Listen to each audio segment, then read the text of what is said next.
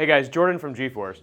G-Force is the home of the patented double-hump crossmember, and we have a crossmember for almost every application or transmission that you could think of, give or take. So as we're developing more crossmembers, we're trying to accommodate every combination there is. So one of the new combinations that we have is a crossmember for a G-body and a tailshaft-mounted 700R4.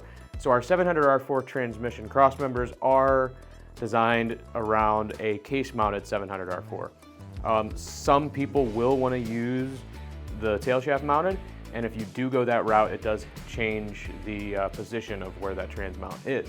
So what we've done is we've included a crossmember and our adjustable transmission mount to get that right offset that you need for the tailshaft-mounted transmission. So we have two new part numbers. They're one for an early G-body and another one for a late G-body. But you can find those on our website at crossmembers.com. Thanks for watching.